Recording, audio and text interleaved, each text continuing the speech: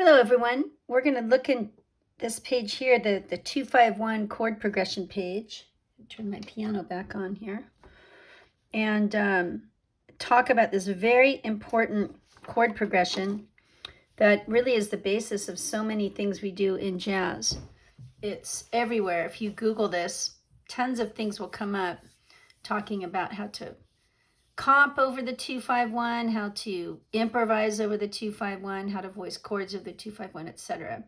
So as you saw in our last discussion, we talked about where these chord progressions came from, and this larger chord progression of 1-6-2-5-1, which has been the foundation for many, many tunes, right? All the way back to there, tons of tunes in the 50s. So 1-6-2-5-1.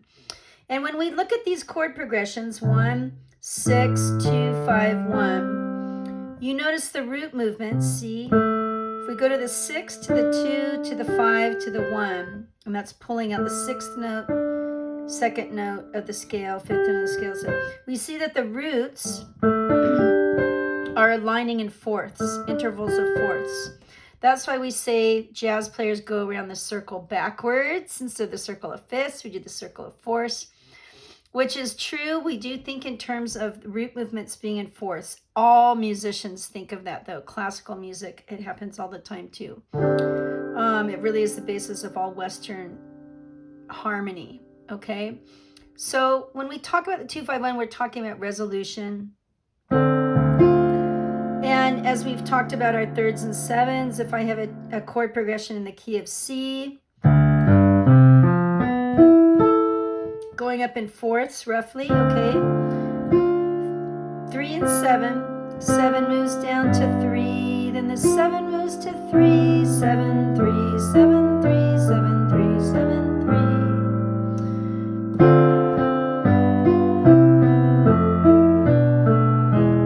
Progression on this page here. You've heard that lots and lots of times.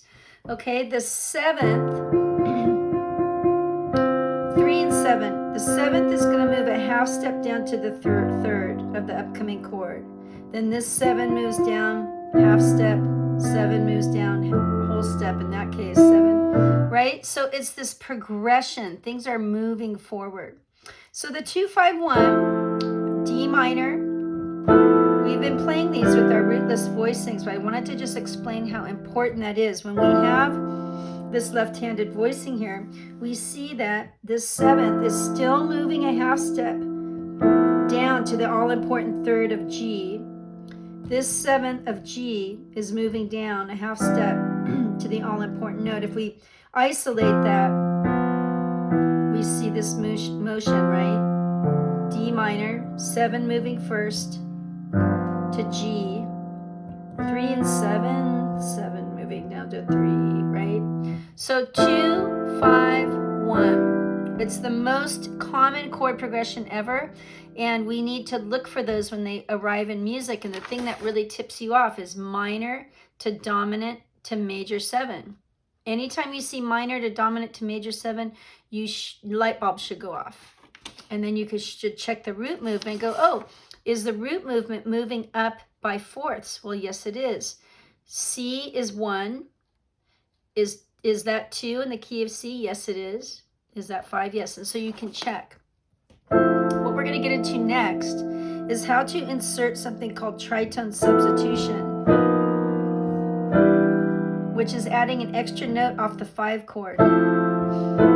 Extra chord, I should say. Okay, so we'll get into that next, but please do circle your 2-5-1s, bracket your 2-5-1s. When I see a 2-5-1, it immediately identifies what tonality we are in. Okay, everything's moving to the 1.